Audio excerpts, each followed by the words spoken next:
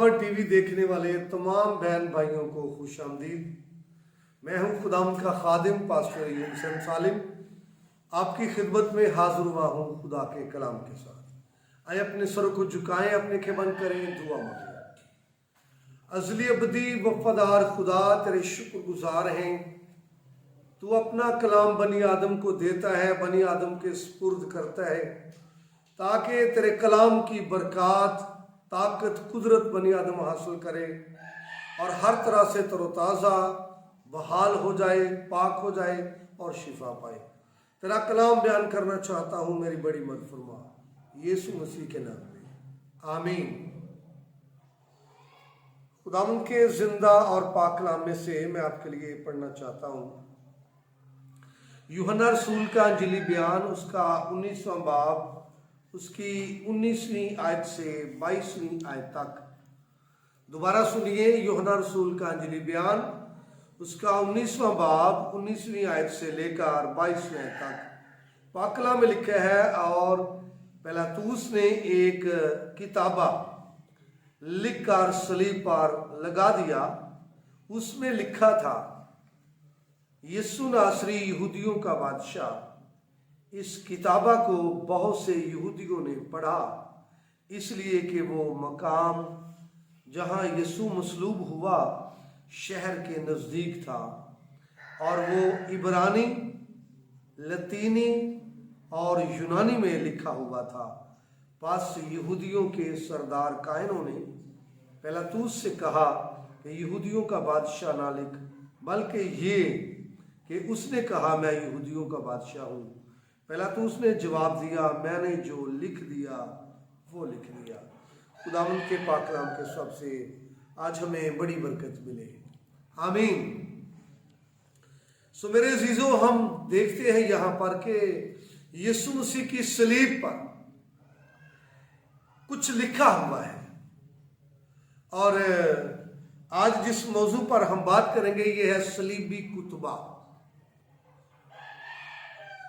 ये कुतबा या किताबा अरबी जुबान के अल्फाज है। कुछ लिखा हुआ हो उसको कुतबा या किताबा कहते हैं, और अगर फारसी जुबान को स्टडी किया जाए तो उसको नविश्ता कहते हैं। नविश्ते का जो तल्लुक है वो नविश्त से है। लिहाजा यीशु मसीह की सलीब पर यीशु मसीह के लिए कुछ लिखा हुआ है, और वो यीशु मसीह के सर से कुछ ऊपर लगा दिया गया है, वो किताबा जिस पर लिखा हुआ था। नविश्ता या कुतबा या किताबा आप इसको कह सकते हैं, जो यीशु मसीह की सलीब पर लिखा हुआ था, और ये बड़े फेमस अल्फाज है। आज भी कई मरतबा आपको सलीब के ऊपर ये अल्फाज शॉर्ट लैंग्वेज में लिखे मिलेंगे, और वो 4 स्पेलिंग हैं, INRI, इनरी ये बनता है, और ये हर स्पेलिंग इन अल्फाज को अदा करता है, यीशु नासरी यहूदियों का बादशाह।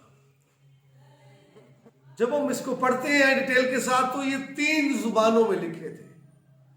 सलीब पर ये जो कुतबा है 3 जुबानों में लिखा था, इब्रानी जुबान और लतीनी जुबान और यूनानी जुबान।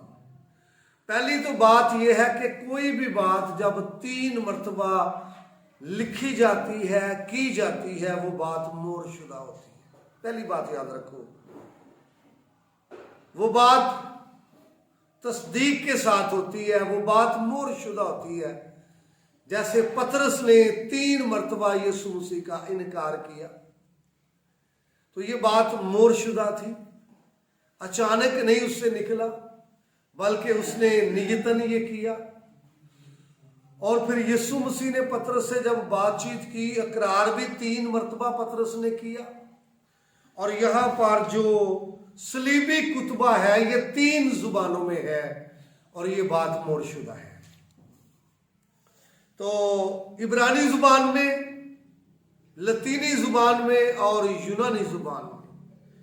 मैं आपको बताना चाहता हूं, उस वक्त जो मजहबी लोग थे यहूदियों के, वो अबरानी जुबान से वाकिफ थे, आगाह थे, और वो अबरानी जुबान पढ़ सकते थे और इजीली पढ़ सकते थे। हो सकता है सभी लोग लतीनी जुबान या यूनानी जुबान नहीं पढ़ सकते, तो ये मकामी लोगों के लिए था, ये मजहबी लोगों के लिए था, इब्रानी जुबान में लिखा हुआ, ताकि इब्रानी से जो तोलक रखने वाले हैं वो इसको पढ़ सके, मजहबी लोग इसको पढ़ सके, और उनके रब्बी और फकी और फरीसी और बुजुर्ग उसको पढ़ सके।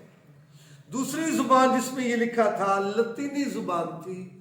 उस वक्त रोमी हुकूमत की ये हुकूमती जुबान है, हुकूमत की जुबान है, रोमियों की जुबान है, और ये लतीनी जुबान में भी लिखा हुआ था ऊपर, और ताकि हुकूमत के जो लोग हैं वो इसको पढ़ सके, हुकूमत इसको पढ़ सके ये क्या कुछ लिखा है। तीसरी बात, ये यूनानी जुबान में इसलिए था क्योंकि उस दौर में यूनानी जुबान जो है वो इंटरनेशनल लैंग्वेज के तौर पर मानी जाती थी, पढ़ी जाती थी, बोली जाती थी, और इसके पीछे जो ये था कि लोग बैनुल-अक़वामी तौर पर भी ये जाने के ये क्या लिखा है। और इससे पेशतर के हम आगे बढ़े, मैं आपको बताना चाहता हूं, किसी भी मुजरम का जो जुर्म है वो उसके ऊपर, सलीब के ऊपर या उसके सर के कुछ ऊपर सलीब पर लगा दिया जाता था और लिखा जाता था कि इसका जुर्म क्या है, क्यों इसको मसलूब कर रहे हैं, क्यों इसको सजा दी जा रही है। तो लिहाजा ये कुतबा लिखा गया कि यीशु जो है वो नासरी यहूदियों का बादशाह है। तो ये 4 स्पेलिंग जो सलीब पर अभी इन रही हैं, ये इन्हीं अल्फाज को पेश करते हैं कि यीशु मसीह, यीशु नासरी यहूदियों का बादशाह है, और ये हर का पहला पहला स्पेलिंग है हर लफ्ज का। और मैं आपको बताना चाहता हूं कि ये यीशु मसीह का उन्होंने तो अपनी तरफ से जुर्म लिखा है, यहूदियों ने जुर्म लिखा है, या पिलातुस ने लिखवाया है कि इसका जुर्म ये है, अपनी तरफ से तो उन्होंने जुर्म लिखा। लेकिन मैं आपको बताना चाहता हूं, यहां से इसके मुस्बत पहलू को भी देखिए, वो ये मिलता है कि उसकी पब्लिसिटी हुई है यीशु मसीह की, मजहबी लैंग्वेज जो बोलने वाले उनमें भी, और जो हुकूमत वाली जुबान बोलने वाले उनमें भी, और बैनुल-अक़वामी सतह पर भी यीशु मसीह की पब्लिसिटी हुई है कि यीशु मसीह जो है, यीशु नासरी, वो यहूदियों का बादशाह है।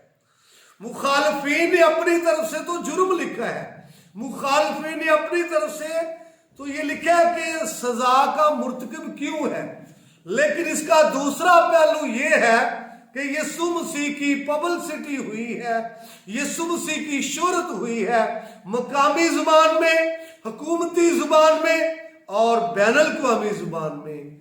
तो मैं आपको बताना चाहता हूं किस तरह से शैतान काम करता है और फिर उसमें से खुदा किस तरह काम करता है। यहाँ पर यीशु मसीह की बतौर बादशाह होने की पब्लिसिटी जो है हमें नजर आती है। एक मैं आपको बात दे के आगे बढ़ूंगा। पतरस से यीशु मसीह ने कहा है कि शमाउन शमाउन, तुझको शैतान ने मुझसे मांग लिया है ताकि छाछ में गेहूं की तरह फटके और मैंने दुआ की तेरा ईमान जाता ना रहे। देखिए यहाँ पर छाछ गेहूं में फटकना चाहता है, तो ऐसे ही है जैसे खुदा ने उसको बेवकूफ बना दिया है और उसकी वसीले से पतरस की सफाई हो रही है। तो यहाँ पर भी यीशु मसीह का चर्चा हो रहा है, मशहूरी हो रही है, शोहरत मिल रही है कि वो यहूदियों का बादशाह है, मकामी सतह पर भी और हुकूमती सतह पर भी और बैनुल-अक़वामी सतह पर भी ये बात फैल रही है। और आज उस कुतबे की बदौलत हम भी वो कुतबा बाइबल में से पढ़ते हैं, यही लिखा है कि यीशु मसीह यहूदियों का बादशाह है। मैं आपको ये देना चाहता हूँ, इसलिए लिखा यहूदियों का बादशाह क्योंकि यीशु मसीह यहूदी था, उन ही में से वो आया, लेकिन यीशु मसीह पूरी दुनिया का बादशाह है, बल्कि बादशाहों का बादशाह है। ये आपके लिए अच्छी बात है और उसको बतौर बादशाह कबूल करना है। उम्मीद करता हूँ आपको बरकत मिली होगी। मजीद बरकत पाने के लिए देखते रहिए वर्ड पावर टीवी।